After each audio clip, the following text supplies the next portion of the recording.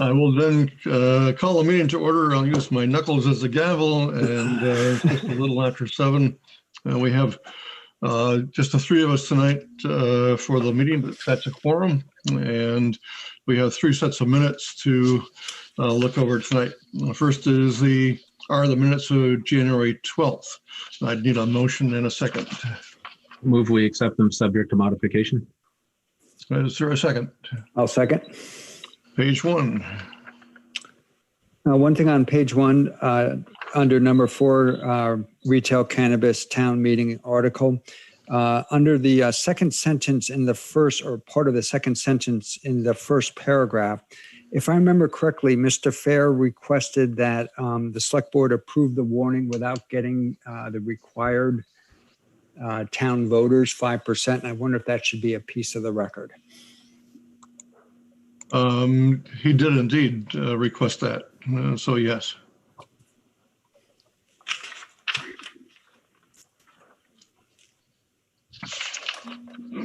Page 2.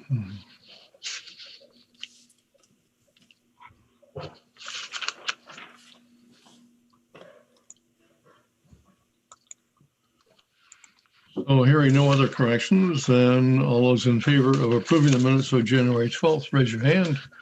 1, 2, 3, that does it. We're on to the minutes of January 19th. Is there a motion and a second?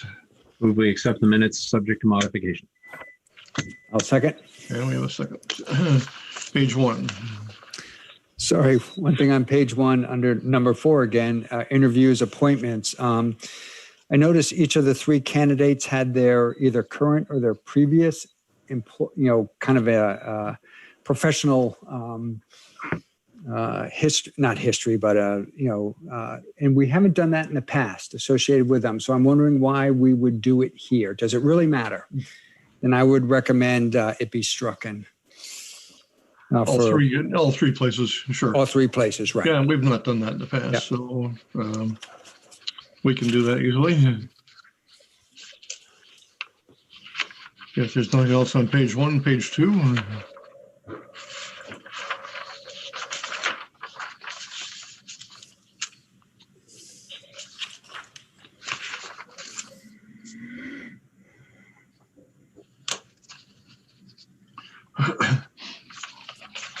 And page 3.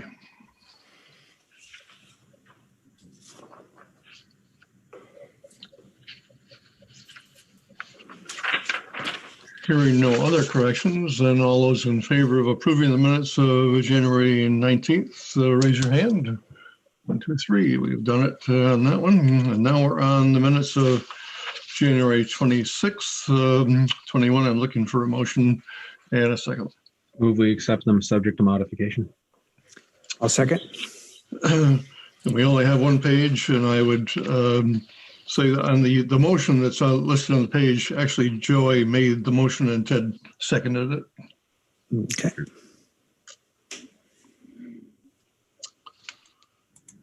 Anything else on page 1?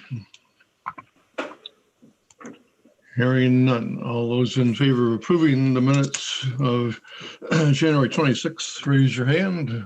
1, 2, 3. We're good. Then we're on to public comment. And Eric, is there anyone that you have listed as wishing to make any public comment?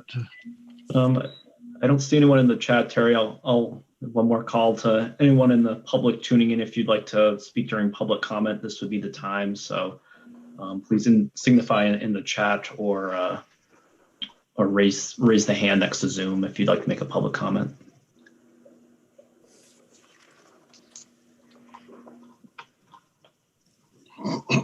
I'm not seeing anyone, Terry. All right, we can move on to the interview and appointment. And we're, if Suzanne Trainer is ready to be on the line, we can do that. Yep. Hi, Suzanne. I see you in the attendees. I'm going to connect you now, and you'll be able to share your video and audio. Just a moment.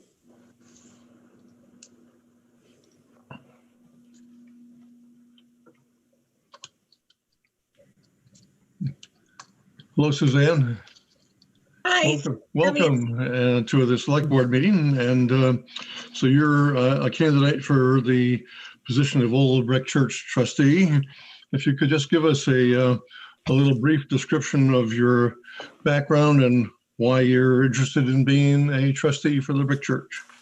Yeah, I currently work in government affairs and public relations for a sports betting company. I recently moved to Williston, so I'm looking to be more involved in the community, and that led me to look at town board openings. I recently got a master's in public administration, so I'm very interested in learning more about municipal government and meeting others on the board and taking a more active role in the community. Good, thank you very much. Have you had the opportunity to talk to either staff or members of the Board of Trustees about the position? I've talked to Eric, and he shared some resources about the church. I haven't talked to other board members yet. Okay, good, thank you. So I'll open it up to questions from members of the board. Questions? Just a curiosity question, Suzanne. Where did you get your education, your master's in public administration? Oh, yeah, Suffolk University. It's in Boston. It's one of the few MPA programs in New England. So I did that part-time in the evening after my day job, and it took me 3 years, but I'm done with it now. Well, I worked full-time and I got my law degree at night, so I can dig it. And so, hey, well, great. Thanks. Yeah. Hey, Suzanne. First of all, I like why you want to participate in your town government.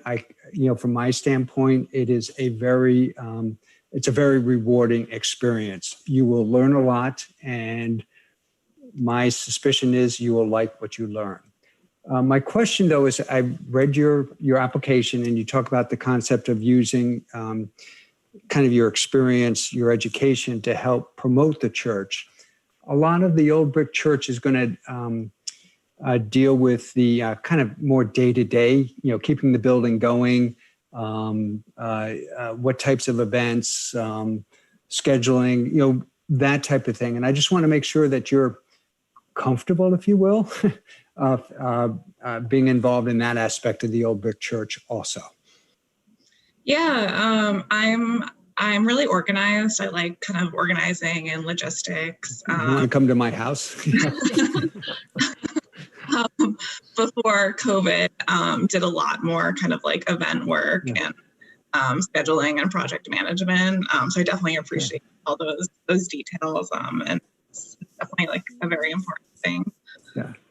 And just out of curiosity, this doesn't affect anything, but there's this great music series that goes on at the Old Brick Church, or used to go on pre-COVID.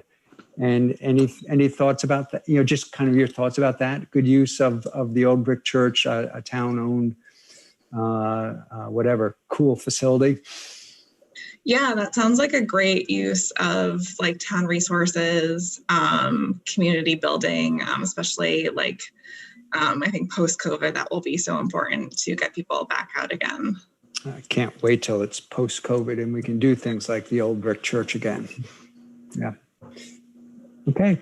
And then my last question, Suzanne, I don't know how much this applies to the Old Brick Church. It's a question that falls on my shoulders primarily to ask. It's a conflict of interest question. And it's, basically, I don't know what potential there is for there to be a conflict of interest with, but how would you recognize it and what would you do about a conflict of interest? I guess if there was something that would like benefit me or my company financially, it would be a conflict. I don't foresee that at all. I work for a company, so it's like gaming and tech. It shouldn't conflict at all with historical preservation or town resources or music events, that kind of thing. So I don't foresee it being an issue. Okay. All right. Thank you. Good.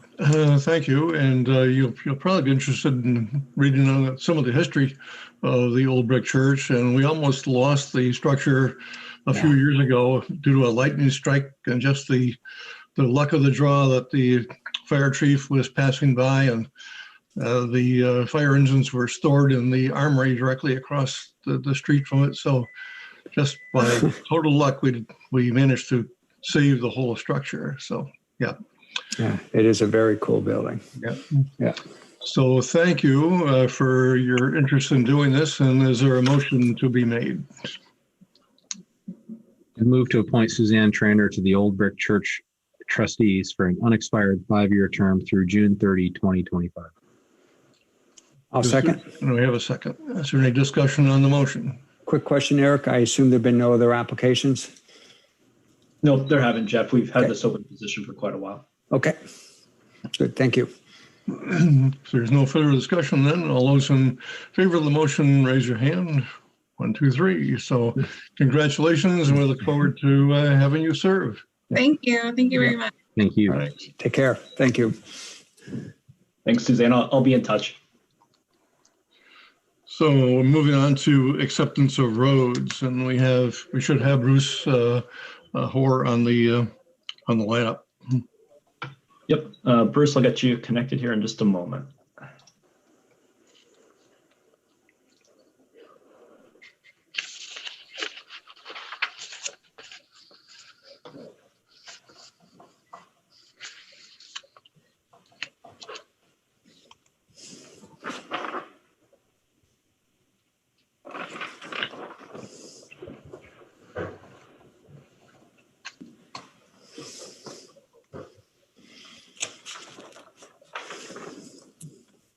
Hey, Bruce. Hi. So we're ready for your presentation based on your memo regarding the acceptance of roads in off of in the Finney Crossing area. Yeah.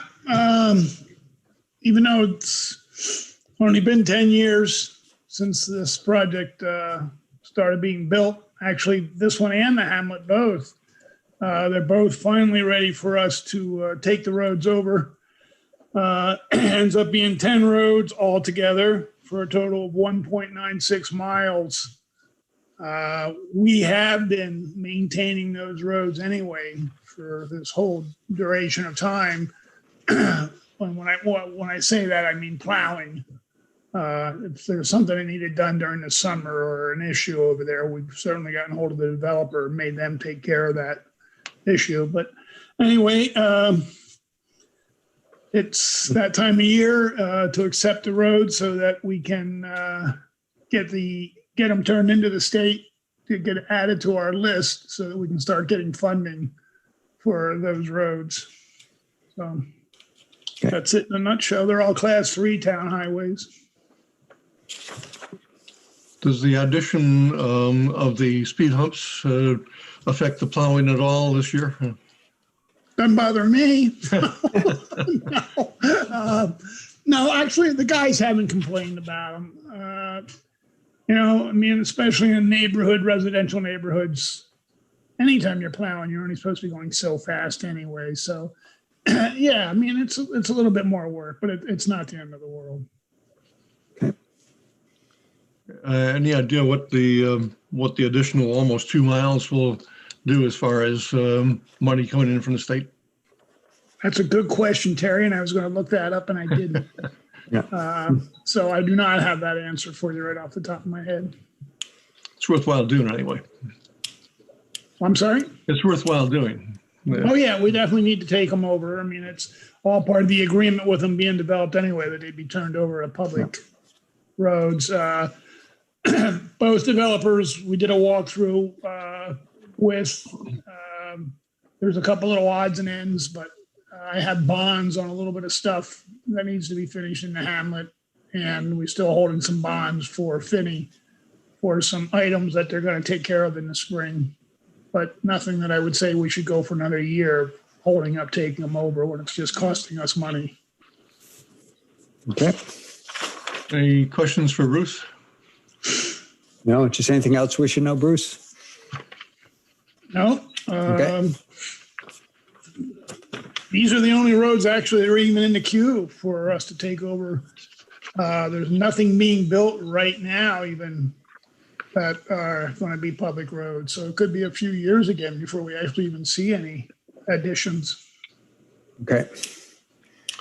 I'd be looking for a motion then. Move to accept 1.96 miles of road segments described in the memo from Public Works Director Bruce Hoare dated January 27, 2021 as Class 3 town highways and authorize the town manager to sign any necessary documentation. Is there a second? I'll second. Is there any discussion on the motion? Hearing none, all those in favor of the motion, raise your hand. 1, 2, 3. Okay. So we're moving right along to the Comfort Dog Thank you. Program update. Yeah, Thanks, take care, Bruce. And we'll be hearing from Officer Matt Cohen and Lieutenant Josh Moore. And Eric, once you get them on the line, if you just start us off with a little introduction. Yep, once I just move Bruce back to an attendee, and I'm Lieutenant Moore and Officer Cohen. I'll get you connected right now. We may even have a cameo from Duke. Yeah, I think we may see Duke here. Oh. So as a brief introduction here, as we're getting them connected, the board may recall the town established the Comfort Dog program just over a year ago, and it's the first of its kind here in Vermont. And it's made to assist our police department and the public in a number of ways you'll hear about this evening. Officer Matt Cohen is Duke's handler and leader of our Comfort Dog program and team. And Lieutenant Josh Moore worked to establish this program, bring the proposal to the select board originally just over a year ago. So I'll turn it over to Josh and Matt for the update this evening. Thanks. Good evening, guys. I'll just start off very briefly. My whole intent when I came across this type of a program and then ultimately brought it for all of you was to try to fill a void. I saw a need around the state and around the nation for a different way of policing, a little bit more progressive. And, this is one idea that I came up with that I thought would really benefit us. Almost a year in now, looking back at it, it really has changed a lot of things and a lot of things that are the way we deal with things now. Officer Cohen obviously was the individual selected to be the handler and has done a great job reaching out to the community, being present, coming up with new ideas and doing different things to really promote the program. So far, we're still the only one in the state that has a canine program built the way it is. The city of St. Albans did reach out to us months ago and they brought on a Comfort Canine, but it's a owned dog by one of the officers who's working in the schools. So it's being operated a little bit differently. From my perspective, I still really like the way that this all came together and how we operate this program. And I think it's just a kudos to the townspeople, because we've gotten overwhelmingly great support from everybody, and Officer Cohen for really taking the reins on this and running with it. So like I said, from the get-go, my whole thing was to bring this forward and go from concept to implementation and really get it up and running. And when Officer Cohen was selected and got Duke, I kind of told him that I'd be there for support and help him in any way needed. But it was kind of his baby at that point and turned everything over to him. So with that said, I'll keep it short. I know Jeff's got some snow to shovel, so I will turn it over to him and give you guys a little information on what he's been up to. Good, thanks. Good evening, everyone. I'm Officer Cohen.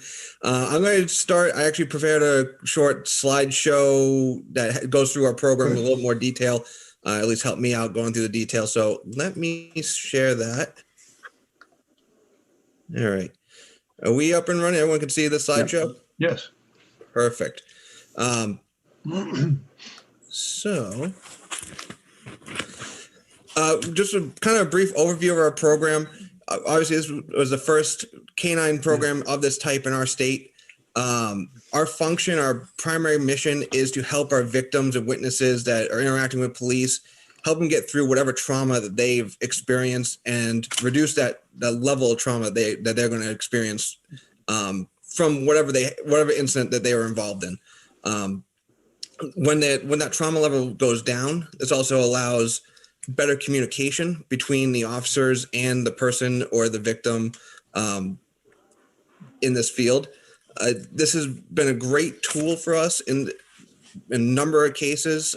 We've interacted with children that been on the side of a road after a parent's been arrested. We've interacted with sexual assault type victims.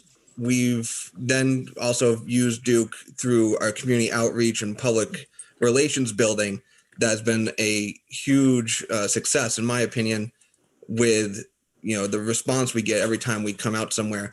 Everyone's out there saying, "Hey, can I see Duke? Can I go and meet him and have him come say hi to me?" And the answer is always yes.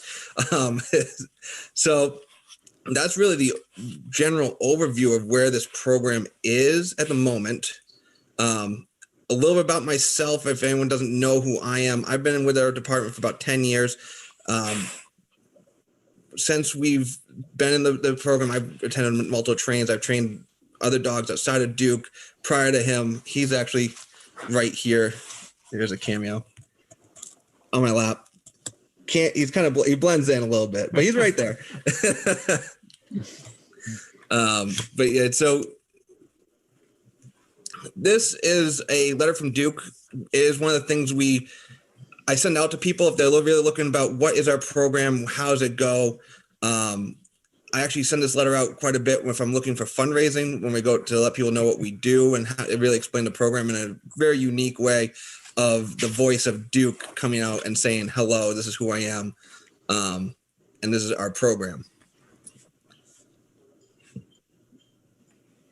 Does anyone want me to read the letter or go forward? Do you want to read it? More time to read it? Yeah, give us a minute. Okay. Yeah.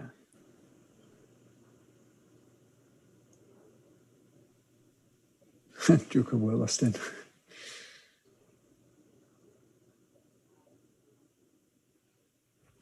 And I'll just pipe in on this as well that I don't know if Eric ever brought it to the board or not, but a few months back, we also took on the task of creating a updated and new website for the police department, and that can be found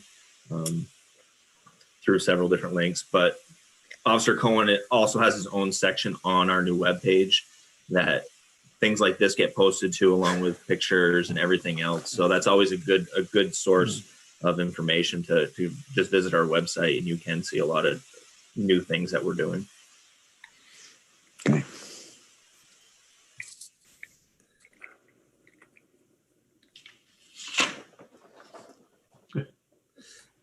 Everyone ready for me to move on to the next? Yeah, okay. Good. Thank you. So this is really the application of where we use the Comfort Dog. I kind of touched on a lot of it, but this is really the key points of this program and where we get to. Number one is our assisting in investigations where a child or victim is a victim of abuse, and help that child or person testify to what happened. That's either that can be explained to officers. It could be explaining when we get through the court system. Right now, the court system at least has been remote, so we haven't been in there yet. However, most courts do accept therapy dogs in their program. So the goal would be, once we interact with a person, is to follow that case all the way through, so they already have that rapport built with Duke. Next time they come in, they're looking forward to seeing the dog rather than the dreading having to tell their story again. We've also done critical incident mental health support. We've been out to mental health calls where a client of a professional has called us in, would call us in as a police department, but have called us in, and we've deployed Duke to help reduce the impact of that interaction. And it honestly has worked very, very well with these individuals we've come across saying, "Hey, I have this dog. If you can be safe with my dog, we can have a conversation." And it actually shortens the amount of time we are interacting with that person, and we get a better outcome at the end of the day. We've also been through schools and supporting schools and school staff. The community relations and our community justice center right now has all been remote, so we haven't actually entered that field yet. But as everyone says, post-COVID, we will be in there. I know a lot of the board members love seeing him when they do come into the office. So I'm going to go over some of where our numbers have been to this point. Duke came to us in May of 2020 as a puppy oops, sorry guys. Go back. He came to us as a puppy. Since then, we've done 117 deployments. A deployment, we've documented everything. So there's 29 times we've been into our school system in some way, shape, form. We've done 68 community events. This is out in public, just interacting with either a planned public interaction or spontaneous public interactions that we have along the way. But we go back and document. And we've also had 20 emergency responses. Those are the critical incidents we talk about where we're going to a crash scene. We've gone to one of the ones I'll talk about in a little more detail. We've gone to like mental health support of first responders. Those are the really emergency responses when we get out when it's not planned. So I'm going to go over some of our more notable cases that I feel need to be should be highlighted within this year. One of them was a DUI stop where a parent had two kids in the car. Kids were young; they were elementary school or younger age. The parent obviously had to be arrested, unfortunately, due to the DUI nature of the stop. And while we were waiting for a second parent to arrive, Duke was out deployed with the kids, and I was interacting with Duke and the kids during that until the other parent arrived. When DCF actually followed up with this family to find out what is happening and going on, because obviously with a parent being involved in this case, the kids during the interview with DCF only recall interacting with Duke and not the parent being arrested. And I think that was a major impact very early on in Duke's tenure here that you can't change. You know, we got a very positive interaction with a couple kids on the side of the road. Another one, this is where emergency response mental health group, we lost a state police dispatcher over the summer in a car accident on our way into work. And so Duke and I got called in to help the peers that took their 911 call process the grief of having to pretty much witness their coworker's death through the phone. So we were there helping the other dispatchers who survived that incident work through their grief process. And one of the last notable cases would be we helped out with the school staff and students after a central school student had an untimely death this year. And we stayed in our schools for 3 days to make sure everyone had the opportunity and support that they needed to work through that loss. Some of our other recent deployments that we've been out to the vaccine clinic and we're helping entertain some people after they've received their COVID vaccine. The picture in the middle is actually from a crash where the person was kind enough to say, I don't mind my car being photographed to explain a little bit more about how our program works. We came out to the side of the road of that crash, helped the occupant there calm her nerves and get through the process of now having to figure out, I now need a new car. I now need, how do I get my car out of tow and go from there. And the one below in the middle, we got invited into the UVM emergency room to help with the nurses and doctors that are working at the emergency room. We actually, because of their rules, had to meet outside, but we had staff come out, meet us, and interact with Duke for about 2.5, 3 hours as they rotated through staff. And our response, we've been invited back 3 times after the first one. And obviously, as cases have been allowing for infection, we've been, scaling up or scaling back to make sure we keep everyone healthy and safe. And the last picture I threw in just for fun because we got challenged on social media to pick up Duke and carry him around. He's not a light puppy. So I picked him up and just said that was just a fun picture to throw in there. We've had some great donors for this program, and they've been really great. Boonfield Labradors, they obviously donated Duke to us. Peggy, the one of the owners there, I've been in contact with over and over again about any minor thing that I might have a question with as it comes up. Like just the other day, I took a picture of Duke's jowls, I guess, because it had like a rash coming. I asked Peggy, "What is that?" She's like, "It's juvenile acne. He's a teenager. He has acne." I mean, but it saves us a trip to the vet. But she's been really supportive and really great with coming up with stuff like that and answering questions within an hour or so. She's given us great answers. Thin Blue Line Canine, Tom Radford, we've been through trainings. I'll go through the trainings actually in the next slide. But he has been very supportive, very responsive with us with trainings. Guy's Farming Yard, that picture you see is actually all stuff donated either by Guy's Farming Yard or people donating through Guy's Farming Yard. They have a bin there, and they actually give a discount to anyone who wants to donate to Duke. We go in there and they say, "What do you need?" And they're very forthcoming with saying, "Here, have what you need." They have really been a great support for our program.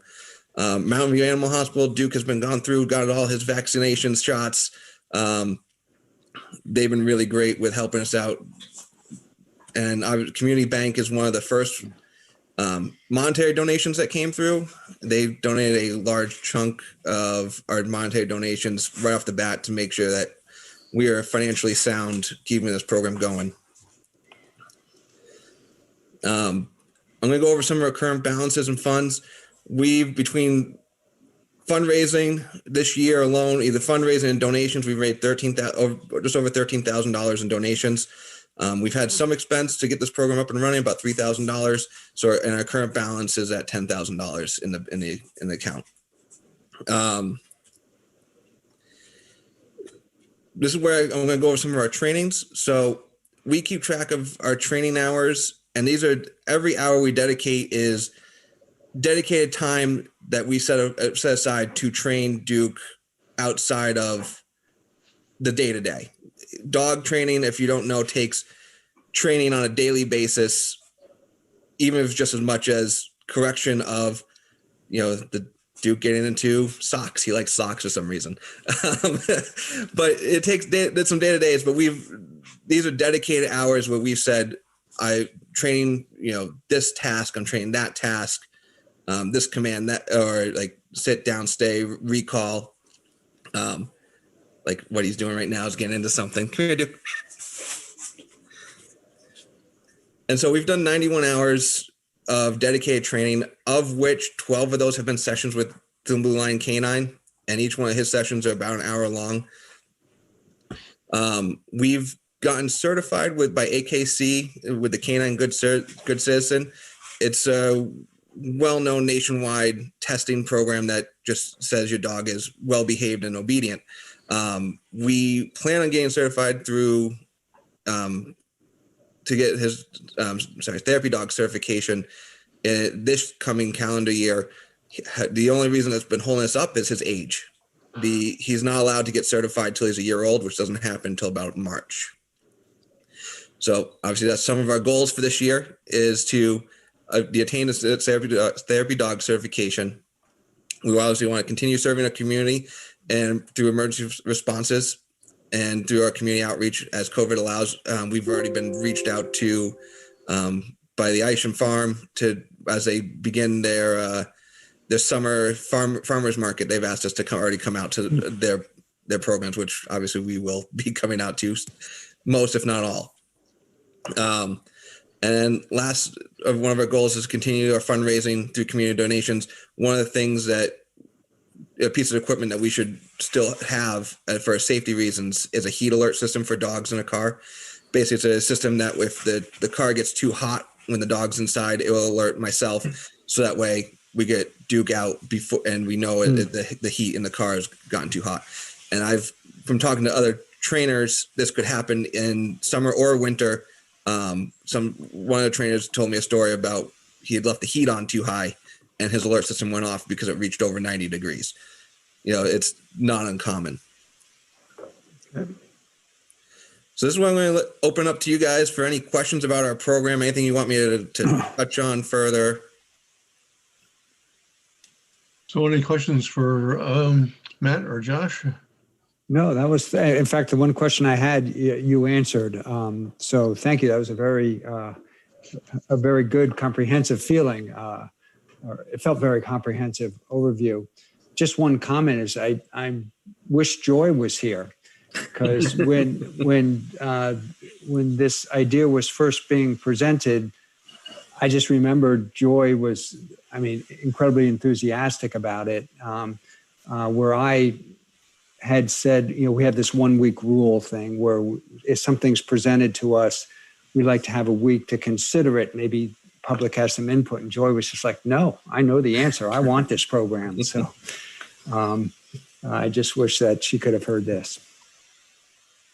Matt, any hiccups? Any hiccups or bumps along the way for the program? Right now, the only hiccup was getting him certified through Therapy Dog training. Therapy Dogs Vermont is not offering certification because they can't go into nursing homes.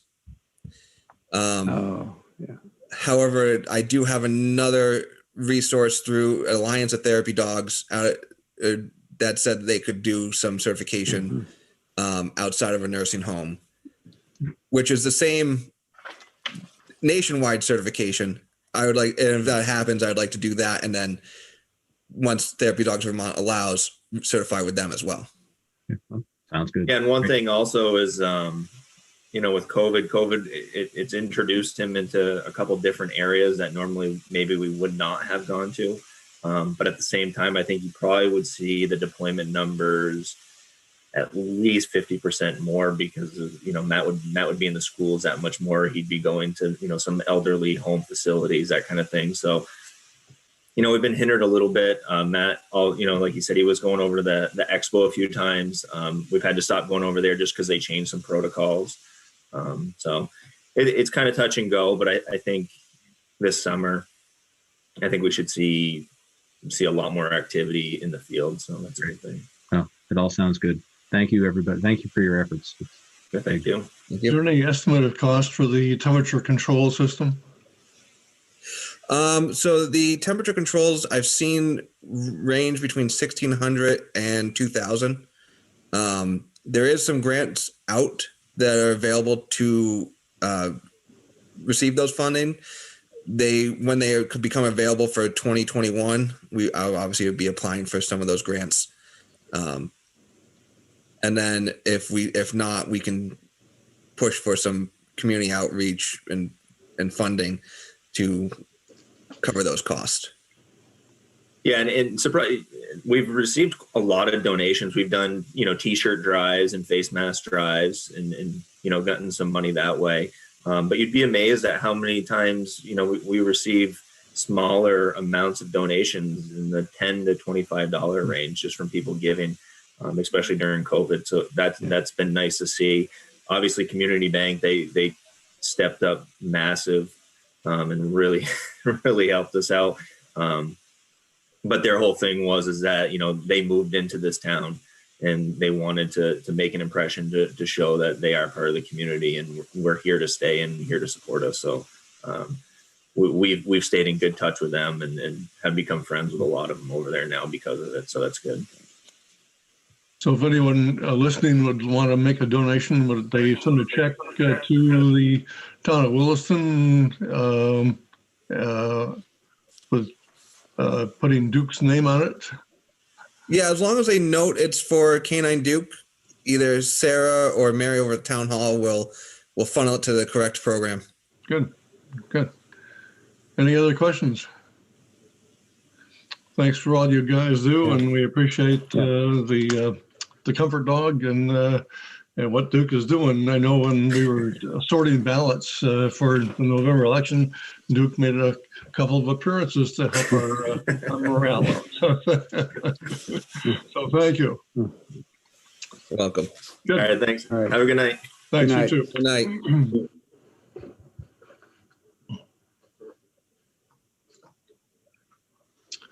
So we're running a little bit ahead of time, but I think there seems to be a number of people on listening in at this point. And so I think we can go ahead with our the next item on the agenda, the animal trapping on town lands policy. And I know that Eric, you want to lead off on this a little bit, and then we can go to people on the that would wish to speak.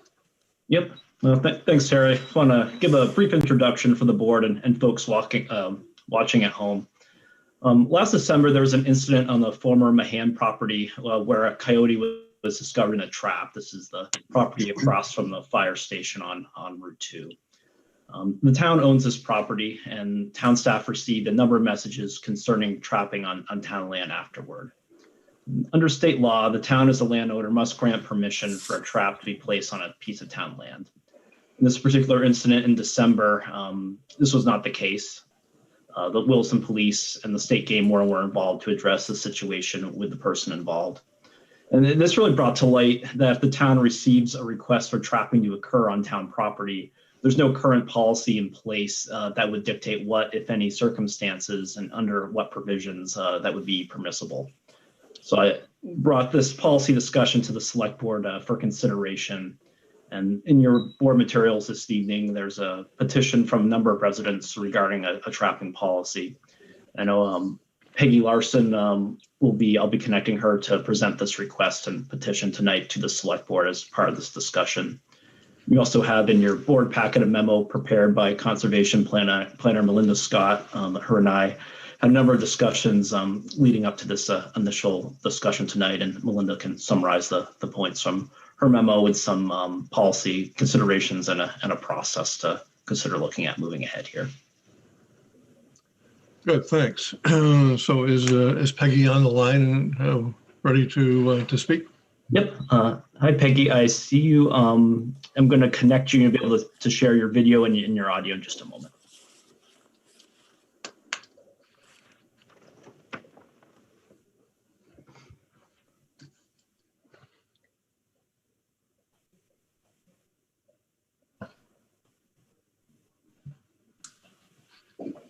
Welcome, Peggy. Hi there. How Hi. are you? Just fine. Go right ahead. Thank you so much for inviting me to talk with you a little bit on this. Have you folks received what I had sent you? So I don't want to repeat everything over and over again. I know I saw it earlier today. You saw it too. Yeah, Ted, you saw it too. Eric, did you have time to see it? Yep. Okay.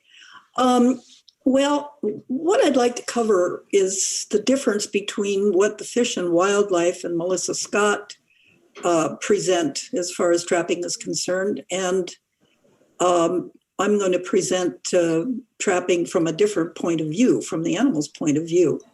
And I think the first thing that you folks ought to know is so that, you know, I can give you some confidence in what I'm talking about is I worked for a neurosurgeon at one time, and when we were doing autopsies on human brains, he explained all of the parts of the brain, the functions of the brain. The sensory function in humans is located in the cortex and then in the thalamus. And at the same time I was working for him and understanding this from him, I was also a vet student.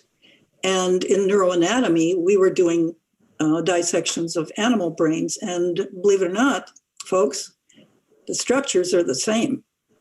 They have the sensory portion in the cortex, and they also have the sensory portion in the thalamus. So the other thing is too,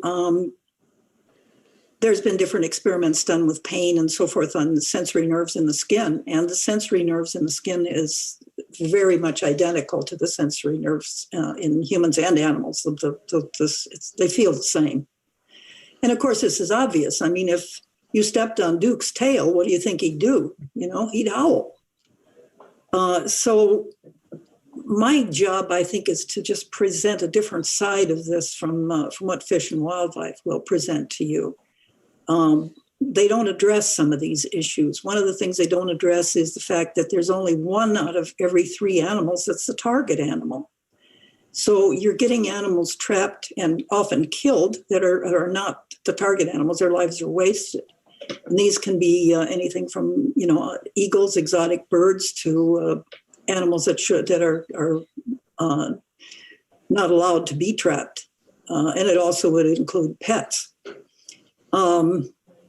One of the things that I found kind of astonishing, one time I was attending a Fish and Wildlife Board meeting, and this trapper, as he walked out of the door, said, animals don't feel pain anyway. I found that rather remarkable.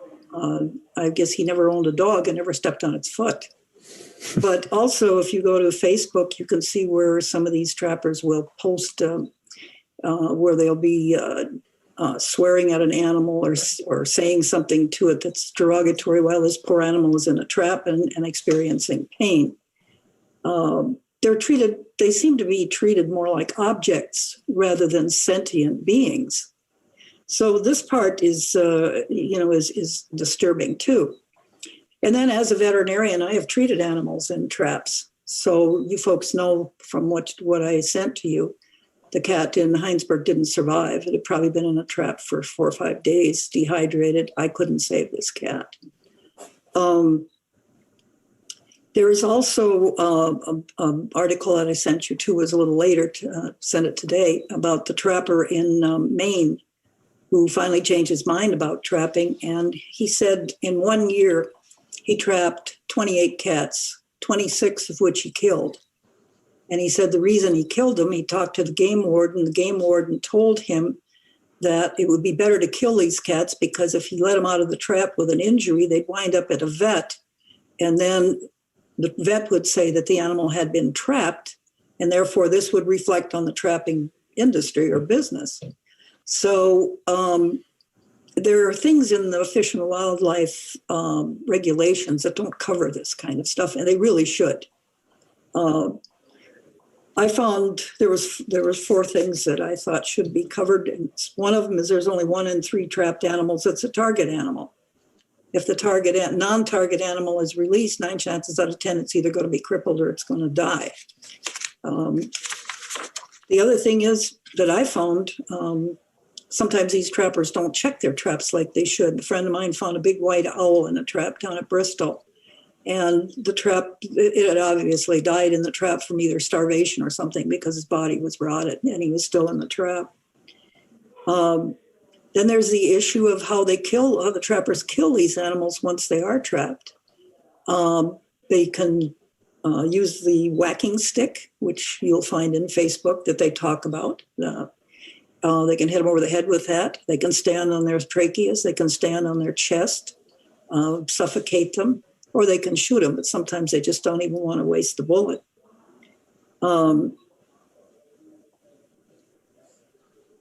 And some traps are also set illegally. They're like the one that was at the Mahan farm. So these are some of the things that I think we ought to think about when we're trying to discuss what to do about trapping. Fish and Wildlife doesn't address these issues. I've sat in on many of their meetings. Also, I have a real problem with the Fish and Wildlife Board. That board is populated with trappers and with hunters. And which make up 80% of the population, or 20% of the population in Vermont. There's 80% of us that have no representation on that board. Now, don't get me wrong, I'm not against hunting, because when you shoot something, you shoot it with a rifle, it's dead, and you eat it. It's the wanton waste and the suffering that these trapped animals go through that would bother any veterinarian and anybody who owns a dog or a cat. So these are my arguments against the policy of the Fish and Wildlife. I've read it. I got the same copy from Melissa that you folks did. So I don't know if is there any questions that you'd like to ask me about this? Does anybody have questions for Peggy? Peggy, Jeff Harris here. Thank you. Jeff. Is there? I suspect I know the answer, but I still feel I should ask it. Is there any scenario in which you see trapping as a viable, legitimate, whatever the right word is, way to way to capture an animal for whatever purpose. It might be there's a viable reason to want to capture the animal to somebody who's only interested in something like its pelt, or because it's a nuisance and want to get rid of it. Jeff, I totally understand what you're saying. You know, I used to trap. When I was a kid, I used to trap muskrats, so I've had some experience with trapping. Many times beaver are trapped unnecessarily because there are beaver, what are they called? Beaver baffles, I think they are. They're pipes that are run through the beaver den and it lowers the water level. Yeah. Jeff, are you familiar with that? Oh, yes. Yeah. So there really isn't a reason to trap beavers. You can 99% of the time you can use these baffles. I know Green Mountain Animal Defenders has used them. So that's one way to handle beavers that are a nuisance. I've had skunks come in my yard and so forth like that. I've shot a couple of them, not here. This was when I still lived in North Dakota, because where I live now, you can't fire a gun. I'm kind of in an area where guns can't be fired. But sometimes I did something here about 2 or 3 months ago, last fall. A person had live trapped a skunk in one of the have-a-heart traps, and they didn't know what to do with it. So the neighbor of this woman got a hold of me and said, you know, what shall I do with this trap? And I said, well, I'll pick it up. I've got 7.5 acres over here. It can live on my land.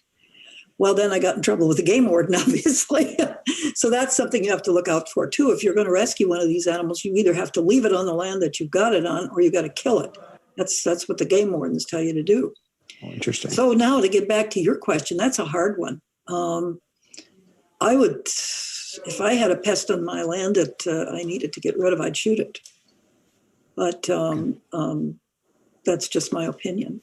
Okay. Sorry, Jeff, it didn't give you a very good answer, but no, that's totally fine. Thank you.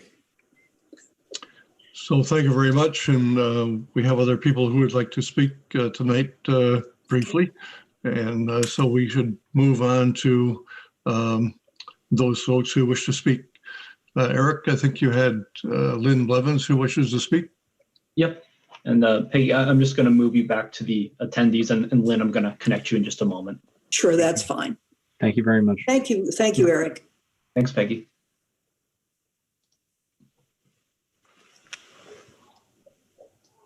And for folks commenting, I'm just going to connect your audio just for in interest of time here to connect people a little quicker when there's not a presentation. So I'm going to go to Lynn first, and Jay, I see your hand raised. We'll get to you next, and anyone else just let me know. So Lynn, just be a moment here.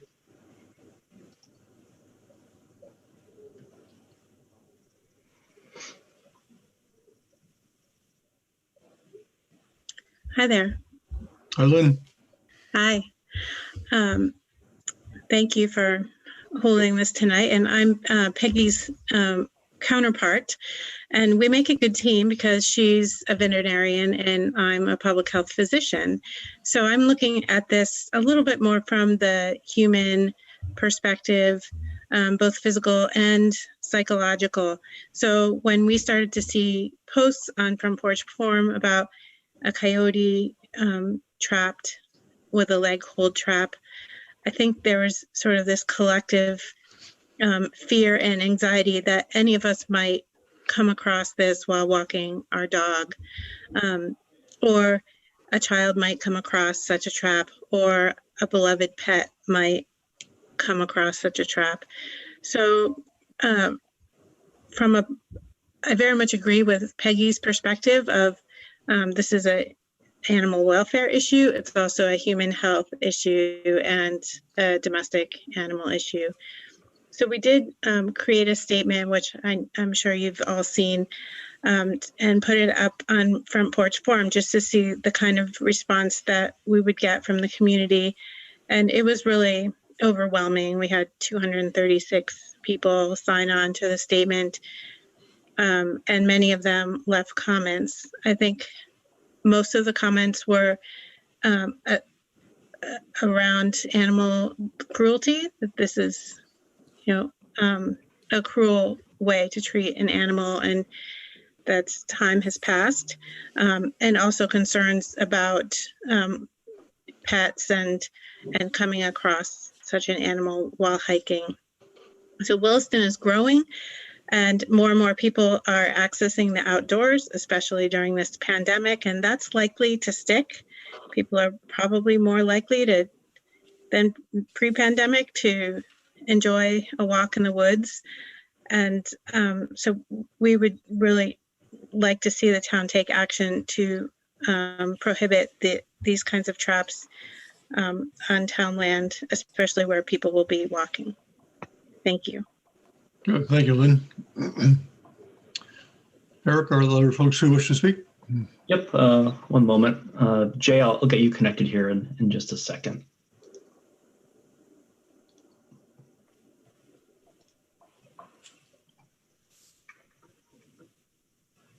Okay, I appreciate the testimony from Peggy Larson and her counterpart. However, we use a trapper to trap nuisance beavers that damage private property. And we tried beaver baffles, we tried everything, taking apart their dams and everything we possibly could. Then the trapper gives the pelts to various people, and we tried getting a butcher to harvest the meat just to give to the Vermont food shelf. Each beaver yields about 20 to 30 pounds of very tasty meat. And also at one time, beavers were harvested for castoreum. There's a gland in the butt. Beavers have very nice smelling butts. It's a vanilla scent, by the way. That's where artificial vanilla comes from.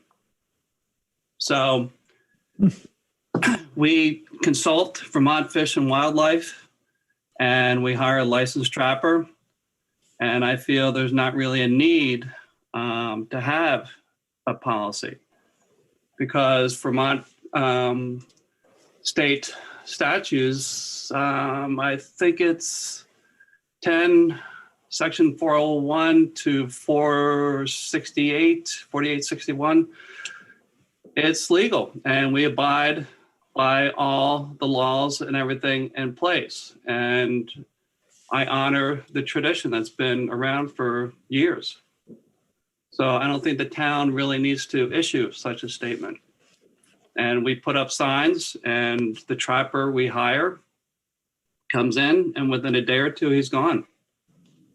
And if we had a butcher in the area, we would love to donate the meat to the food shelf. And unfortunately, he just gives it to a local farmer.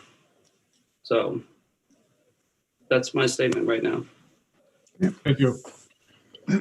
So what we're presuming that to look at is only for prohibiting trapping on town lands. It had absolutely nothing to do with private properties, which I don't believe we would have any authority to do.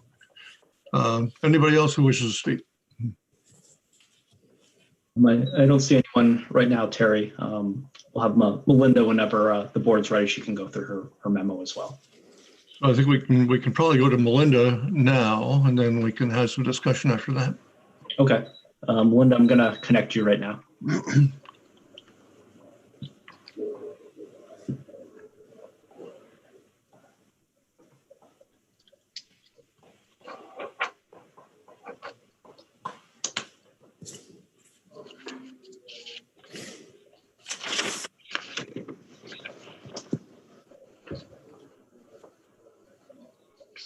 You're Hi, muted, Melinda. Melinda. You're muted, Melinda. Okay. Hi, everyone. Hi. So we have your memo, and Yeah. so if you'd like to explain that to us. Sure.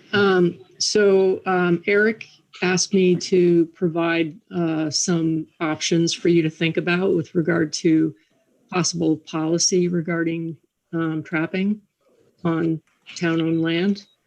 And just to reiterate, under Vermont statute, the town doesn't have the authority to regulate hunting and trapping directly. So in other words, it couldn't pass an ordinance. I don't even believe the town could pass an ordinance prohibiting trapping on town-owned properties. So there is also a law under 10 VSA 4707 that requires anybody who sets a trap on someone else's land to obtain permission from that landowner. And so this does provide a means for the town to control trapping on properties that the town owns. There's a few different options you could consider. One is, if you wanted to enact a blanket policy that covers all town-owned properties, there's a couple of different ways you could do that. One would be to actually post those properties along the boundaries like we post for hunting. And to do that, you have to do it in a very specific way and follow the Vermont Fish and Wildlife's regulations around posting land. And that's expensive for, I believe it is, I think I listed 10 properties that the town owns that currently are not posted for hunting and trapping. And I don't feel it's necessary to if you wanted to have control over the town properties, I don't think it's necessary to post those properties. So the other way you could do that is to just have a policy that says that the town won't grant permission on town properties, or just have a policy that of trapping by permission and just don't grant permission. So that's one way to do it. But I caution you that if you did adopt a blanket policy of no trapping on town-owned lands, it would result in the loss of a management tool. And should the town ever need to manage an overabundant species, such as beaver on town property, it would not have that tool. And certainly with species like beaver, they can cause damage to both private and public infrastructure. So there is need to manage that population. You could enact a policy that states that trapping would only be allowed under emergency conditions on town-owned properties to trap a nuisance species, for example. That could come at a cost to the town. If trapping is done outside of a regulated season under emergency conditions, what can happen is the pelts are wasted, and oftentimes you don't have control over the types of traps that are used if they're taken under an emergency conditions permit. So those are some of the things to consider. Massachusetts did ban trapping, lake hold traps and kill traps in 1996. And in the years that followed, the populations of many of these nuisance species skyrocketed, and nuisance complaints also skyrocketed. So what resulted is that as many beavers were trapped after the ban as before the ban, and they were trapped under emergency conditions, which led to all the things that I just, all the things I just mentioned. So it's just one thing to consider. Finally, you could adopt a policy where you would consider requests to trap on a case-by-case basis. And, you might consider the conditions under which you might grant permission, or you might not. You might not want to allow trapping on parcels that are located close to residences, close to trails, et cetera. So that's pretty much all I have to say. I listed the parcels that are town-owned that aren't currently posted, just so you have an idea of the scope of the situation. The Williston Conservation Commission did briefly discuss this issue during their last meeting, and what they recommended is to post these properties at an access point with a sign that says, depending on what policy the select board adopts, but just if the select board did decide to, adopt a policy where trapping was allowed by permission, posting a sign that just says trapping is allowed by permission only. And that would, provide information for people that are just walking on the parcel, and for those, who might want to trap on the parcel. So, yeah. And so, other things you might consider, in a policy is adherence to best management practices, proof of trapping license and completion of a trapping education course, providing an accurate location of the trap and some way to notify the public that there's a trap being placed on the land. So at this point, we're just recommending that, that you consider input both, from the public, from staff, and from outside agencies with expertise in this area, including the Department of Fish and Wildlife. And if the select board does decide to draft a policy regarding trapping, the Conservation Commission expressed that they would be interested in participating in drafting such a policy. So that's all I have to say. Good, thanks. Any questions for Melinda? Oh, boy. So I guess I'll just start with, hopefully it's okay if I just, as I kind of run through your memo, questions that I kind of came up with, or the first is under the policy options to consider. So I just want to make sure, I believe I heard what you said is the select board cannot regulate trapping.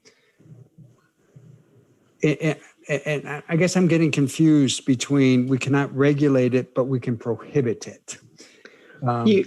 You can't do either. You can't you can't directly regulate hunting or trapping, say with an ordinance. You can either not grant permission to trap on town lands, or we could post town lands, being, as any other private property owner could. But we don't have the authority to just say, okay, there's no hunting, there's no trapping in the town of Williston. Right. That we don't have the authority to do, but the land that the town actually owns, it can do what any other landowner can do. Mm-hmm. Oh, okay. I think I'm getting a sense of that difference. Okay. So I want to talk a little bit about, or learn a little bit more about why trapping might be a tool Williston should consider. A management tool we should consider. And I'm struggling with that one.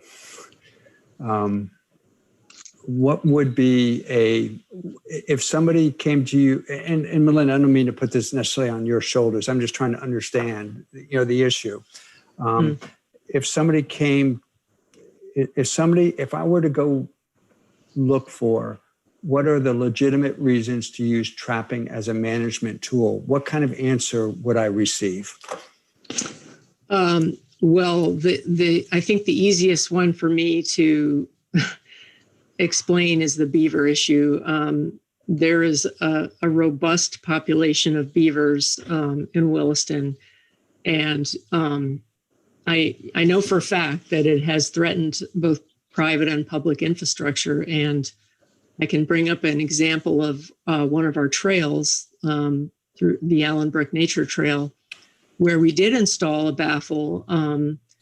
Well, this was after the beavers had basically destroyed a bridge we put a baffle, we replaced the bridge and put a baffle upstream of the bridge so as to protect that new bridge. And then right after we did that, the beavers built a dam downstream of the bridge. And so it was threatened again. So we had Department of Fish and Wildlife put in another baffle about 500 feet downstream. And, at that point, we're dramatically altering the hydrology of the wetland system there. And so it's not, baffles can work to some degree, but they're not the sole answer. And you also have to manage the population. Otherwise, it's even with baffles, it's not gonna work. I'm sorry, I didn't mean to cut you off. No, go ahead. Is trapping the only management tool for beavers? I'm not an expert in the field, so I can't tell you whether it's possible to take beavers, like for example, if you can shoot them, but I can't really speak to that. Okay. All right. One thing you mentioned was trapping outside season. So it sounds like trapping like hunting is regulated to a certain season. For instance, with beavers, is there a season associated with trapping beavers? Mm-hmm. So it's I believe it's November through March. Okay, interesting. The winter months. Okay. And so if we were, I'm using this just to try to get a kind of my head around this issue. If we were to use trapping to manage beavers, we could only do it in that time of year. If you were to, you could do it outside that time of year. If you had an emergency and say, you had to control population and it was an emergency, you could do it outside of season, but it's not ideal because then the pelts just get wasted. So, I think it's preferable to just manage the population during the season rather than under emergency conditions. Yeah. Okay. And if the town were to, hypothetically at this point, let's say the town were to adopt a policy that says no trapping on town-owned land. In order to effectively enforce that policy, would we need to post all town-owned land?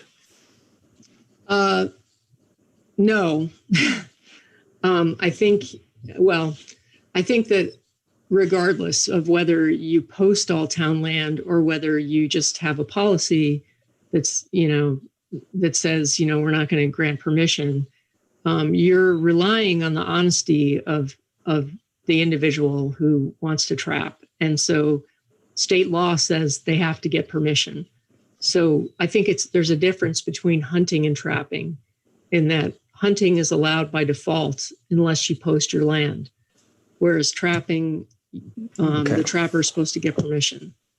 Okay. Okay, I think that's, is there anything else I need to know?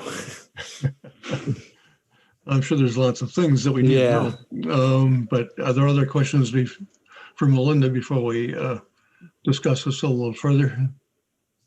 No. Seeing none. So it looks to me that Melinda has made a recommendation, and which I think is good, that we need to get more information. I think there's interest from the three of us anyway to proceed along the lines of perhaps getting the policy in line. But at this point, we're not sure what we want to do. Certainly, we need to talk to the experts. Probably there's, imagine there's an association for trappers that exists in the state that could join us on Zoom at some point in time, along with the Department of Fish and Wildlife, that can talk about the laws that we have, and other folks that I'm sure that would be willing to join in the discussion. We sort of have our own procedure of due diligence and a process to get to a point where we could either have a policy or not. And so I think that's the process that we need to follow at this point. And invite the Conservation Commission to be a part of listening to all of this. Okay. What happens in the meantime? Because this will take time. Sure. So in the meantime, what is it that can happen and what is it that cannot happen? I can, That's Melinda, Permission, right? or Eric. but I can speak to that, and Melinda, feel free to join in as well. So when I heard about this in December, it was especially concerning. I shared the same concerns of the town not knowing about a trap on its property, and someone could be out there walking, and a pet could be there as well that might encounter a trap. So my thought is, without a town policy on this, if I were to receive a request as manager from someone asking about trapping, I wouldn't honor that request without a policy to reference to what was and wasn't allowed, and with the caveat that if there was an emergency situation, we would have to consider that on a case-by-case basis. But I would look at that as an interim step here without a clear direction to me from the select board with a policy to operate under. And So sort of signage as well. Yeah. So if I'm sorry, I just want to make sure I understand. So in this meantime, while we're developing the policy, kind of the de facto, it's not a policy, but the default, there's the word I'm looking for, is that permission would not be granted to anyone who requested trapping. There might be an emergency situation. The beavers are arming themselves. They're getting ready to take over town, in which we may need to consider that an emergency. But unless it's an emergency, which I hope has a pretty high standard to pass, trapping would not be allowed because permission would not be given on town-owned land. Okay, I can. Yeah, that's the approach I'm looking at, unless there's a difference in direction from the board. No, I can live with that. I also very much like the idea of the Conservation Commission weighing in on this this issue. We need more information. Okay. And Melinda's been working to put some signage up on the hand parcel. There's that pull off there across from the fire station to remind folks permission needs to be received from the town to try to prevent this. Okay. All right. Good. Thank you, Melinda. Thanks. Well, since today is Groundhog Day, Oh yeah. maybe groundhogs are going to come and take over the town. Yeah. But They anyway, got scared. They went back in. Yeah, I bet you today they sure did. any further discussion on this issue? So this will be in the near future that we come back with either an association that represents trappers as well as fish and wildlife representatives. I would presume that we'll hear from everyone Okay. that has an interest in this. Okay. If there's no further questions, then we'll move on off of this tonight to go to the manager's report. Thanks, Melinda. Thank you. What did I have here?